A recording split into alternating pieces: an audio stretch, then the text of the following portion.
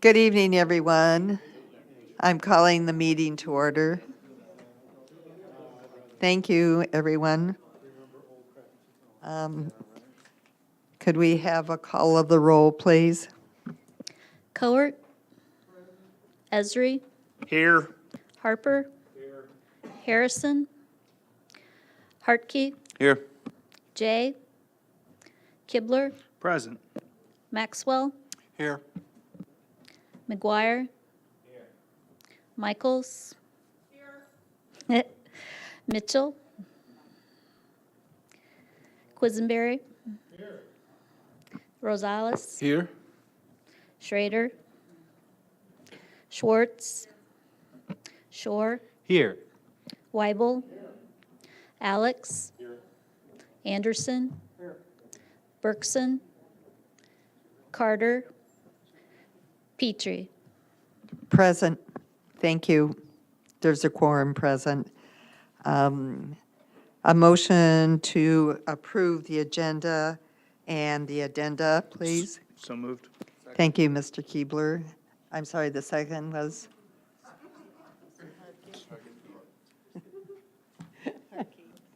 Mr. Harkey, thank you very much. Any corrections on the agenda? All right, I would like to pull two items, number 2 and number 3. And both of those items are being pulled because of geography issues that I am needing to obtain some advice about. And I hope those will be resolved in time for the county board meeting. 2 and 3 under 8A. Yes, appointments, yes. Any others? All those in favor of the corrected agenda, say aye. Aye. Nay. For those against it? Thank you. All right, approval of the minutes, a motion to approve the minutes. Mr. Rosales, Mr. Shore, thank you. Any changes for the minutes? All right, all those in favor say aye. Aye. Opposed, nay. All right, thank you very much. And I have no slips for any public participation. We have one person in the audience. Nothing from her. All right, communications from board members. Well, I have two that I want to let the rest of the board know about. I had mentioned them at the Democratic Caucus. The first one is on the 23rd of April at 1:15 in the afternoon here at Brookins. And Peter Tracy of the Mental Health Board is bringing in town Leon Evans, who directs a similar center as we've been talking about an adult assessment center in San Antonio, Texas. And he'll be talking about that center and the concepts of that center. And then on the 30th of April, in the Urbana Civic Center, beginning at 6:15, will be a discussion about criminal justice, and I believe that is being sponsored by Representative Ammons in the ACLU, just for your information. All right, let's move ahead to Justice and Social Services, and Mr. McGuire will be handling that this evening. Thank you. Great, thank you. We have the monthly reports listed: animal control, emergency management, Head Start, probation, court services, public defender, veterans assistance. All of them are on the web pages. I would accept a second to put them on file. Are you making the motion to Yes. put them on file? All right. You can't. I can't? I move. You move. I thought that was it. Okay. Thank you, Fine. Mr. Kibler. Mr. Shore, are you seconding? Yes, all right, thank you very much. Any questions for Mr. McGuire? All those in favor of putting these on file, please say aye. Aye. Those against, say nay. What did you say? Technically, he's chairing right now. That's right, he is. Thank you for your assistance. All in favor, say aye. All opposed, say aye. Thank you. That concludes my report, or any other business? Hearing none, the chair has no report. Thank you. All right, thank you very much, Mr. McGuire. Mr. Quisenberry.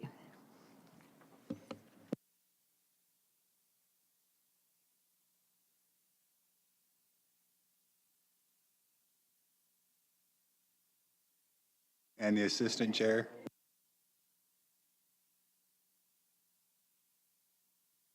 Not so much with Patsy. Only once so far. So, good evening, everyone. We will start out the Policy, Personnel, and Appointments section of our meeting with a number of fire protection districts for May 1st through 2015 through April 30th, 2018. And I'm going to let Ms. Petrie give us all of the districts and her nominee as one. And when she's done, I'll entertain a second. All right.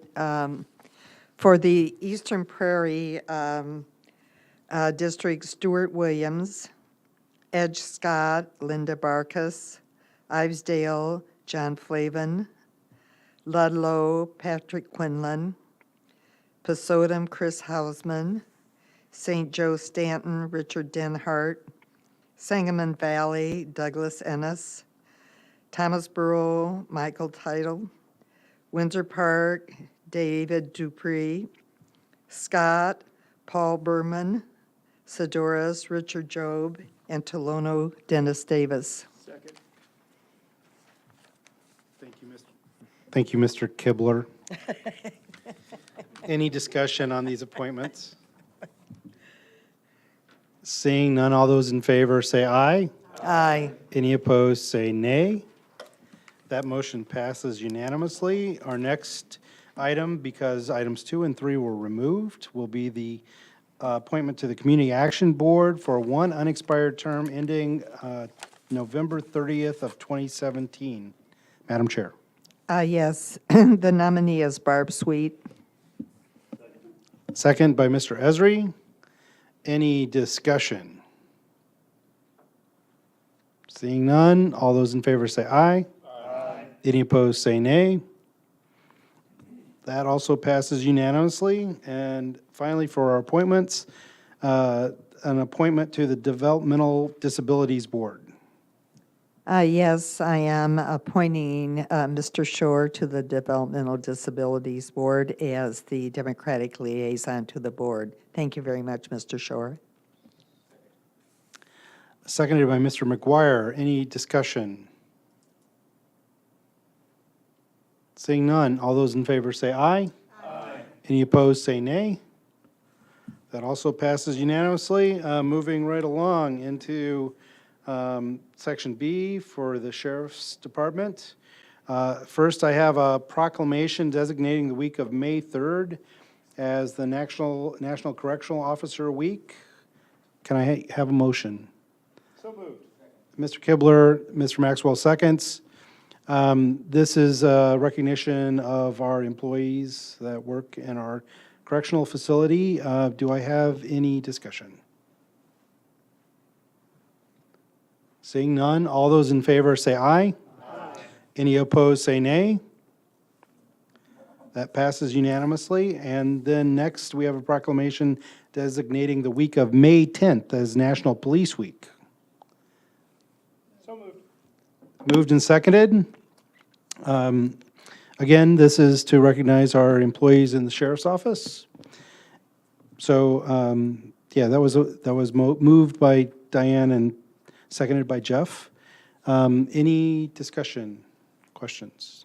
Seeing none. All those in favor say aye. Aye. Any opposed say nay. That passes unanimously. We have a report for March from the county clerk. Clerk's not here, so if you have questions, you have to send him a note.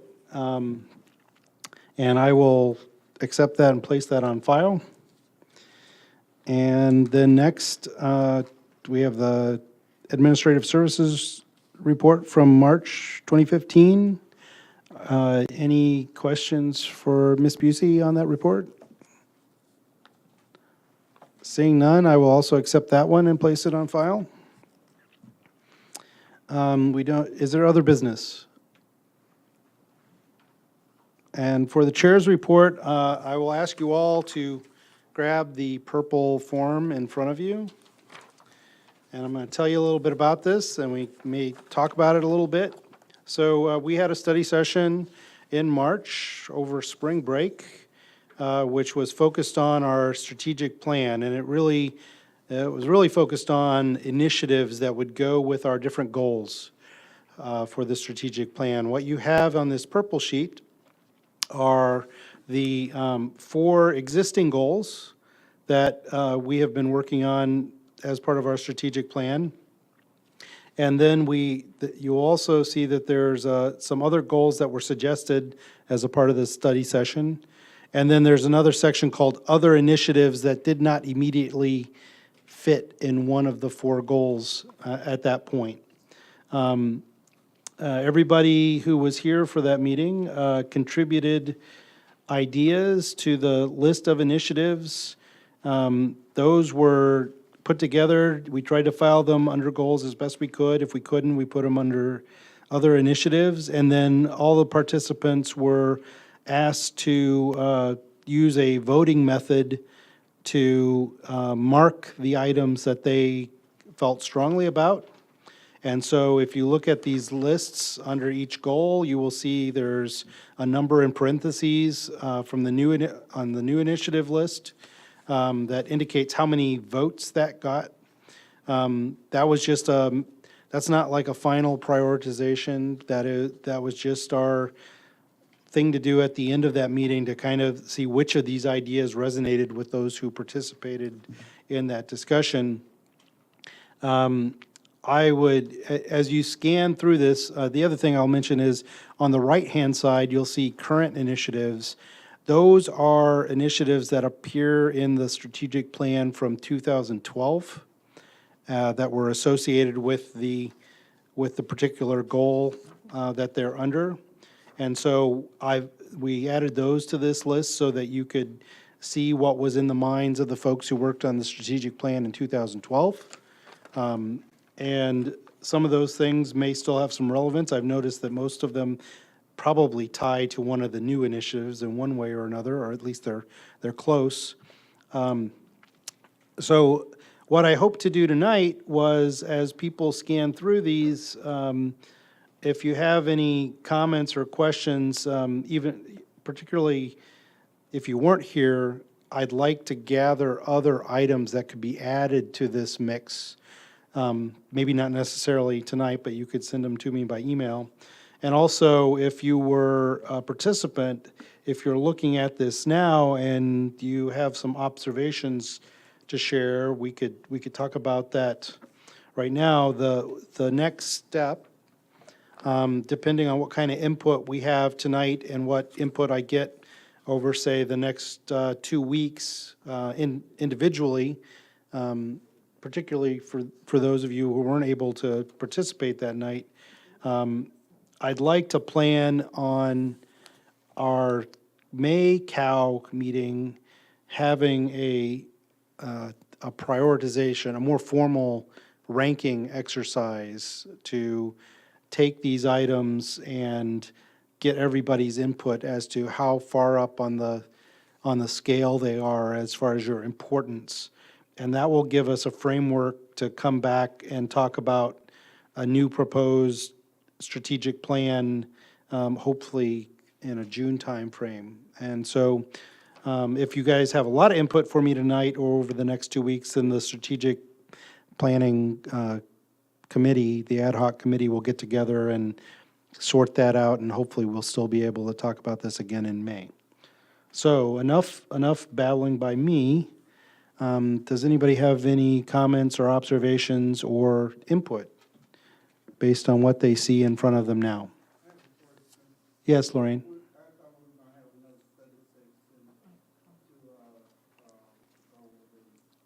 Is that something that you would like to see happen? Okay. We could look at that as well. How do other people feel about rolling up our sleeves one more time and giving it an hour or so of focus at one of our open study session options? You're giving me a look, Deb. You'll have to wait till June. Yeah, that will take some time. What's in July, or what's in May? The May date for study session will be a special county facilities meeting to which it is hoped all county board members will attend to go through the process of selecting the top-ranked firm for the architectural services for our county facilities study. How long do we think that would take? It typically takes at least 3 hours. Oh. So I'm not going to suggest we do this after that. So I'll have to admit, Lorraine, I'm going to have to think about that. I'd like to do that, but I'm not sure I want to wait till June, so we may have to find a compromise, okay? Other thoughts? Stan? Is that something we could discuss at the COW and kind of prioritize, get a halfway prioritization and bring it to the June meeting or something? Would that satisfy Lorraine, or? Just a I don't know. question I think we'll have to think about that Okay. as far as our options go. And I don't know what else might be on the docket as far as competing for study session time. Well, we haven't done Robert's Rules yet. Okay. So any observations on the content here? Any, when you're looking at it, any surprises as far as something that's ranked high or not at all?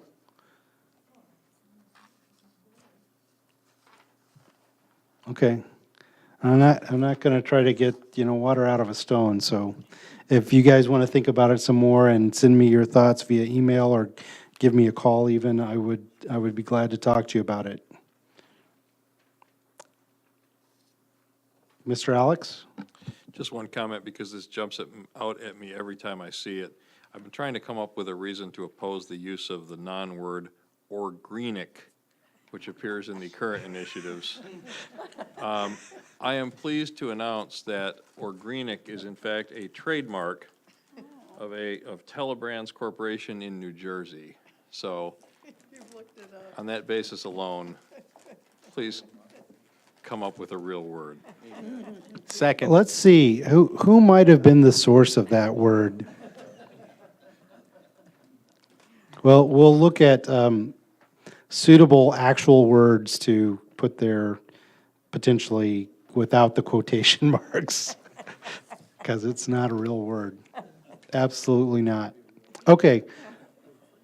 I think people are just jumping at the chance to talk about money. So that's the last thing on my agenda, and everything we talked about goes on consent, that belongs on consent, that needs to be on consent, because everything passed unanimously.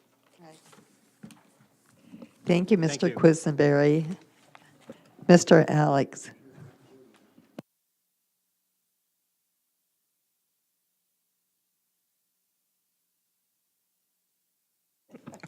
Thank you. The treasurer and the auditor are not in attendance tonight, so without objection, I will accept the treasurer's and auditor's report and place them on file. Likewise, for the nursing home report, unless there are comments or questions, or our nursing home representatives would like to speak to the committee. Sure, Jack, go ahead. I'll just say a few brief words. I'd shared those earlier in caucus, but I'll try even be more briefer. The nursing home board met last night. Much to be said about what's trying to be accomplished with the nursing home. I noted here in the board goals and initiatives that on 4 separate occasions, the nursing home is mentioned. So it is not only a new item which racks up priorities of number 9, number 6, and number 8, but was also previously in current initiatives as well. I'm new on that board, I'm still learning, but I'm realizing the importance of it and its impact in our community, both the positive impact of what it provides, but also the realistic costs that we're involved with in maintaining it. Just to mention, the board will soon be seeing a water heater replacement bid coming through for approval. It'll be less than $50,000, not a big thing. And there's an RFP that's going out for new food services management. One of the issues of quality at the nursing home is the quality of the food or lack thereof by the residents. This is nothing new. It seems to have been a problem for a while. So the hope is that a new service management company will come in and do a better job. Probably the thing I want to mention, I'm not going to get into depth with you on it tonight, but I think I might approach both caucuses in the future and try to give you a more thorough briefing, or maybe I'll do it in the COW. But it deals with the performance expectations and remedial action plan for the nursing home that was put together by Deb's office, working with MPA. And it looks at 6 different action areas. And at the end of the day, I'll finish with this. Its purpose is very specific. Of its 32 pages in length, 26 are dedicated to just the 6 issues. So it really goes into detail on each of those particular issues. And it helps to make MPA more accountable to the county on what they're actually doing, what our expectations are, and coming up with action plans to accomplish those. So I have to applaud Deb's office for having put this together. And I think you'll hear more about it because they're not meeting all the expectations. Not that they're doing a terrible job, they're just not meeting them all yet. There's some improvement, there's fallbacks, but across the board we can do better, and that's what the purpose of that is. And that's what the nursing home board will be trying to make sure happens, all for the benefit of the residents at the home. So thank you. Thank you, Mr. Anderson, for that update, and we look forward to seeing progress based on that performance plan. I think it's good that the nursing home board is looking at specifics and working on nailing down performance targets. So thank you very much. We'll accept the nursing home report and place it on file. Oh, Mr. Quisberry. Yeah, I'm going to apologize for maybe sounding like I'm changing my mind, because I previously have complained to Mr. Gima about keeping 24 or 30 weeks of data in his graphs, but I find it not very useful to have the fiscal year 15, 2 months of history in the report rather than having maybe the last 12 months or the last 13 months. Thanks for that comment. We'll pass that along. I noticed that as well. Any other comments or questions with regard to the nursing home report, or questions for Mr. Anderson or Ms. Cohort? Seeing none, we'll accept that report, place it on file, and we'll move on to budget amendments and transfers. First is Budget Amendment 15-17. This is acceptance of a $78,856 grant from the Howard Buffett Foundation for the Sheriff's Office. May I have a motion to send this to the full board with a recommendation for approval? I see Ms. Michaels and Mr. Mitchell with the second. Any comments or questions? Seeing none, all those in favor, please say aye. Aye. Any opposed? That motion carries unanimously. And our other budget amendment is item 15, Budget Amendment 15-20. The updated version of this is on your desk on the orange sheet. This is expenditure of $80,000 from the Recorder's Automation Fund. May I have a recommendation to send this to the full board with a recommendation for approval? I see Mr. Harper with the motion. Is there a second? Mr. Esri with the second. Discussion or questions? The recorder is not here, but Ms. Busey can provide any explanation if anybody wants one. I I just need a question answered. Yes, Mr. McGuire. Do I need to recruit, do we know, do I need to recruit myself? Do we know where this purchase is made from? I see shelving The listed. shelving is special shelving. I don't think she knows yet exactly where she will be purchasing it from. Okay. That sounds like a no, Jim, so go ahead and vote. Any questions or comments? Seeing none, all those in favor, please say aye. Aye. Any opposed? That motion carries unanimously. And finally, we have from the Emergency Management Agency, a request to apply for and accept a grant from the Illinois Emergency Management Agency for hazmat training. This is something we've done for quite some number of years now. May I have a motion to send this to the full board with a recommendation for approval? Mr. Esri and Ms. Court. Any comments or questions? Discussion? Seeing none, all those in favor, please say aye. Aye. Any opposed? That motion carries unanimously. And we will move on to the county administrator. Deb? Okay, you have in your packet a financial forecast. This is focused on the general corporate fund and the public safety sales tax fund because they do interrelate. And these are the funds from which the majority of county office functions are paid. This is a 5-year look back and a 5-year look forward, with 2015 being the middle year. And I would point out that although 2014 was a 13-month year, the numbers in this report have been adjusted to reflect a 12-month annualization of what we actually spent and received in 2014. And I'm going to refer to the page number that's in the upper right corner of your pages rather than your packet page number. On page 2, there are assumptions that are built into this forecast. I can tell you that from my perspective, this general forecast is a status quo forecast with minimalist approach in terms of both revenues and expenditures.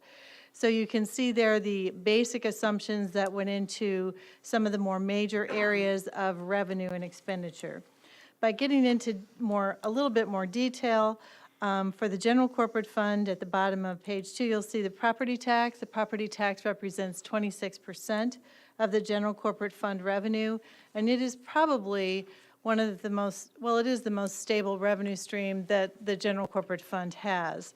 You'll see on page 3 the projection going forward, which anticipates annual increases of 2% to the property tax, and that is based on the assumption that there would be no increase to the EAV, that we will continue to see new construction, which we have seen every year, and calculating in modest CPI increases. For example, this year's is less than 1% at 0.8%. So property tax is fairly stable. State shared revenue is the second group of revenue. It's our largest group of revenues. It constitutes 40% of the total general corporate fund budget. It includes sales taxes, income taxes, and then reimbursements for salaries and stipends. Also includes our off-track betting and gaming revenues. In terms of the sales taxes, the 1 cent collected countywide and the quarter cent, the 1 cent collected in the unincorporated and the quarter cent general tax collected countywide, use tax and corporate personal property replacement taxes are included in those in the sales taxes projections. And looking on page 4, you'll see that sales tax growth has been fairly stable, slow since the beginning of this report in 2010, which is reflective of the economy, and projections moving forward anticipate that continuing. In 2016, there is an adjustment to the 1 cent sales tax, which I believe is over budgeted in the 2015 budget, so that would actually be adjusted downward by 7% in 2016, and then annual 3% growth after that. The use tax has seen substantial growth. It can be somewhat volatile, but it has been averaging more than 5%, so that's why that one is projected at 5%. On page 5, you'll see the income tax. As you all know, as the state embarks on the 2016 budget process, it is currently anticipated that the state will cut funding to local governments through the income tax. That cut is currently anticipated to be somewhere between 25% and 50%. For the purposes of this general forecast, the income tax is projected flat for all of the out years of the budget overview. But we will also look later in this forecast at what the impact of the reductions would be. All other state shared revenue tends to remain fairly flat, sometimes increasing depending on, the biggest share of it is for the reimbursement of officers in the probation department at the juvenile detention center. And there can be fluctuation there based on AOIC. I actually anticipate that to go down in 2016. They increased it in 2015, and I fully expect they'll probably cut it back to 2014 levels in 2016. So that projection is down as well. So on page 6, you can see the overall impact of state shared revenues, and you see that drop in 2016 where we had both income, the 1 cent sales tax and then the revenue reimbursements for salaries budgeted higher in 15 than what we expect to see in 16. Fees represent the third largest major area of revenues and represent 15% of the total general corporate budget in 2015. That number has been declining in recent years. Fees revenues at best are flat. As you will recall, in 2013, you increased fees for the recorder, the county clerk, and the sheriff.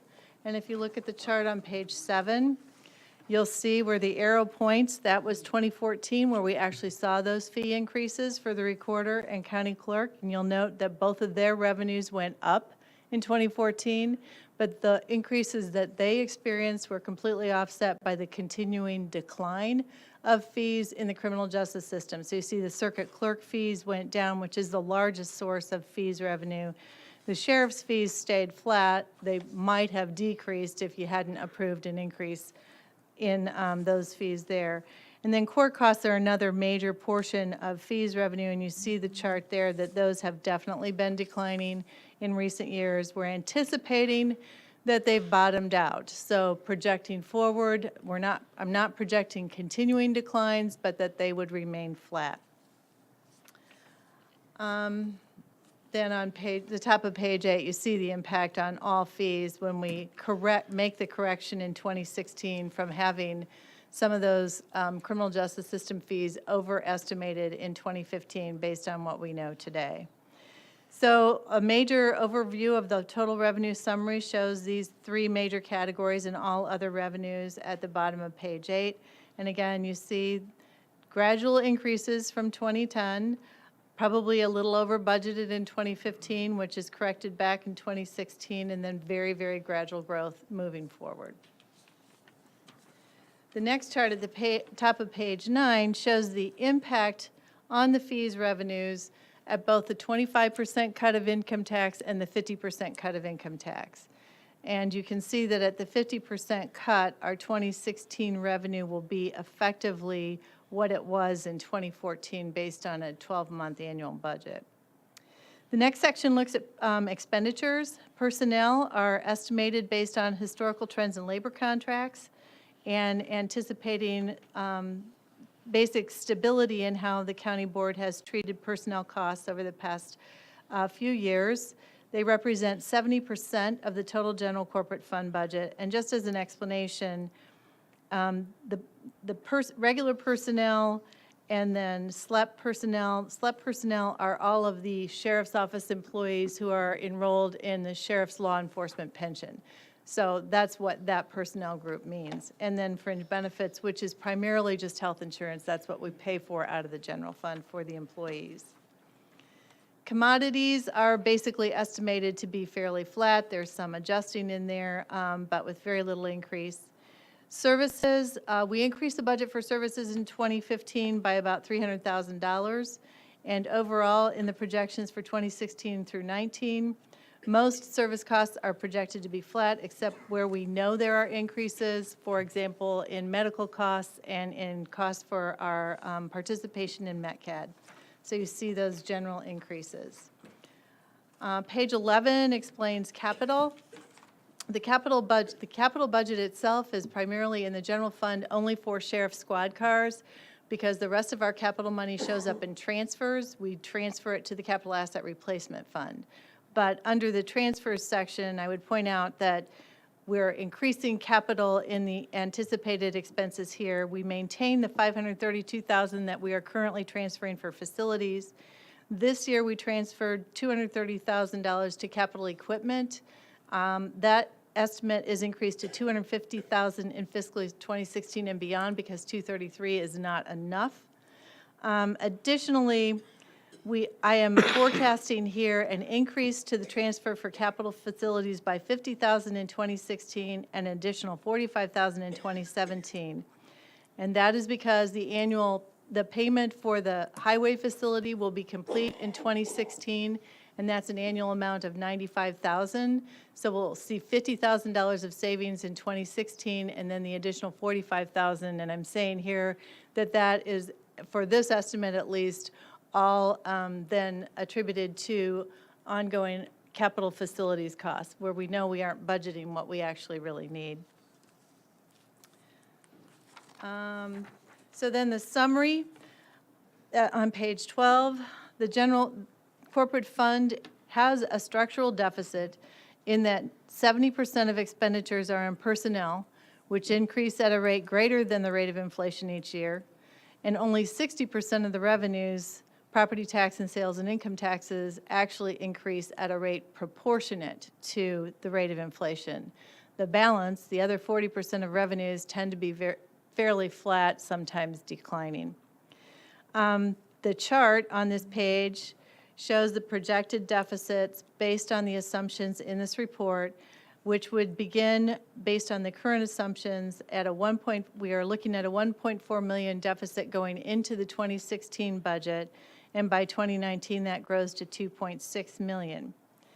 If we then look at the currently anticipated worst-case scenario for the cuts from the state at 50% of the income tax, that outlook is projected, and there's a mistake on your document. It actually is a $3 million deficit in fiscal 2016, increasing to a $4.2 million deficit in 2019. And a look at that is at the top of page 13. It's important to note that with this report, the following items are not included in the expenditure projections. The increasing funding for facilities maintenance and replacement, a number which the county board should obtain by the end of 2015 as a result of the development of the complete facilities assessment plan, which the County Facilities Committee released last week, an RFQ for that plan to be done. The additional dollars which we may need in order to bring the county into full compliance with the ADA audit that we are currently working through. Additional funding for technology, resource replacement, and/or development, which is becoming an increasingly important demand, and any other operational enhancements which may be required for the operation of the county's offices. So going from the general fund and switching over to the public safety sales tax fund, it's simple because there's only one revenue stream really, and that's the public safety sales tax. So if you look at page 14, you'll see a table which shows the overview and going all the way through the end of the current debt cycle of what the beginning fund balance is and what the revenue is for each of those years. And you will note that in 2019, there is a substantial increase in the fund balance, about $1.3 million. If you turn to the next page and look at the expenditure table, you will see that in 2018, the debt service drops by about $1.2 million. It goes from $3.574 in 2017 to $2.35 million in 2018. The assumptions for all the other expenditures that are made out of the public safety sales tax remain the same. So we continue the 5% programming for delinquency, justice technology costs, public safety utilities reimbursement, the reentry program, and other programming that has been done with public safety, which is for drug court and the jail classification system. And so beginning then in 2018, there's basically $1.2 to $1.3 million more in revenue than there is in annual expenditure, which is the explanation for how that fund balance increases over that period of time, because those funds have not at this point been committed to any other expenditures. So on page 16, you see a look at the public safety sales tax forecast. You see the big increase in expenditure in 2014, which caused the fund balance to drop, the green area, and that fund balance then basically gets back to where it needs to be in 2018 and increases beyond that, after 2018. So in conclusion, this is just, again, an overview that looks at this information that is presented in the report. And you continue to have these long-term challenges that you have all previously noted with regard to these two funds, the general fund and the public safety sales tax fund, maintaining the general corporate fund balance at 12.5% level through the adoption of the balanced budgets. And I will point out to you, and I think the treasurer would have said it if he had been able to be here tonight, we may make it without the loan from public safety this year for general corporate, which would be very positive. The worst case is we may have to borrow at the end of this month. So we started this year with a little better than a 12% fund balance, which means by our fiscal year starting on January 1st, that fund balance goal really is realistic at this point for moving forward for cash flow. Not to say that we wouldn't be better off if we had a higher fund balance. I mean, the bond rating agencies would look more favorably on us if we had a higher fund balance, but at least for our own internal cash flow, if we can maintain that, we're where we need to be.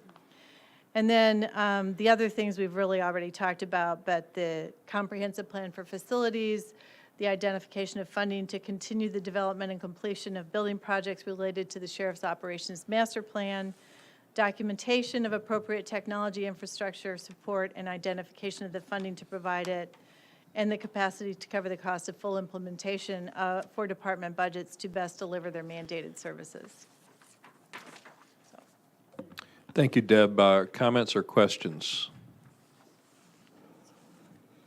Seeing none, I guess I'll say what I get out of this and how it's going to affect, I think, as we go into the fiscal year 2016 budget. As Deb said, this is essentially indicating that we can look forward to, at best, status quo budgets. I will note that this assumption is based on 100% staffing, as our budgets are, so there's always a little bit of variation in the fact that it's very difficult to maintain 100% staff, so there's usually some benefit to the good there when we do have vacancies occasionally. We do obviously still have this structural issue with funding in this county, which is that the tax caps limit the rate at which our revenue from the property tax side goes up to the rate of inflation, and many of our costs, like healthcare and energy and so forth, exceed the rate of inflation. So over time, we're losing ground as a result of the tax caps to continue the same level of services. Another thing that's very clear from this is we are really not in a position to absorb cuts from the state, either direct cuts in the form of state shared revenue or cuts via the nursing home in the form of loss of Medicaid reimbursements or reduction in Medicaid rates. So that's something that we need to watch very carefully. It is unlikely that we would get through a significant cut from the state without having to look at service reductions. And it also indicates that the significant unmet needs that we know that we have, which are primarily facility-driven, with regard to the downtown jail, the satellite jail, the nursing home building, and this building being our four primary facilities issues at this point, as well as the aging IT infrastructure. We've heard discussion about the need in the near term for replacement of the accounting systems.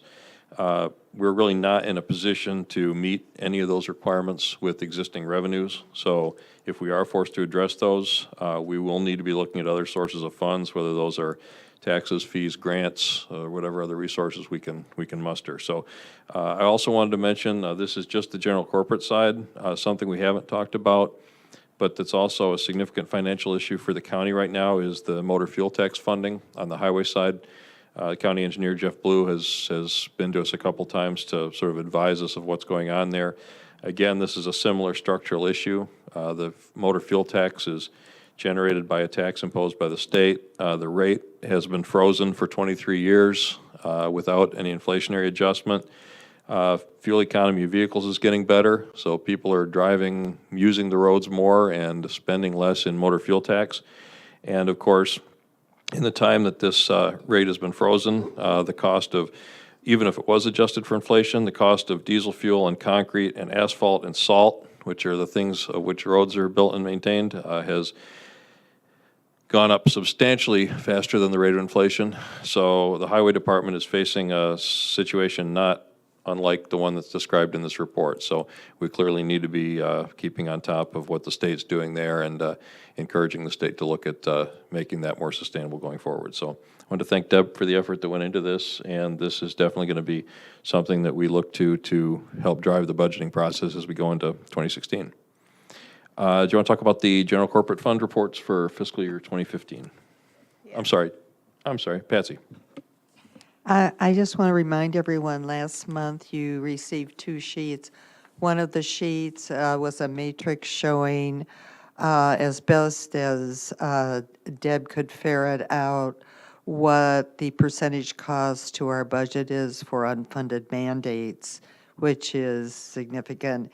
And then the other was a bit of what she's showing you this evening, but in slightly different format, and that is looking at a historical longitudinal look at our overall revenue and then adjusting that for inflation. And over time, it's a downward curve. So thank you for those pieces of information.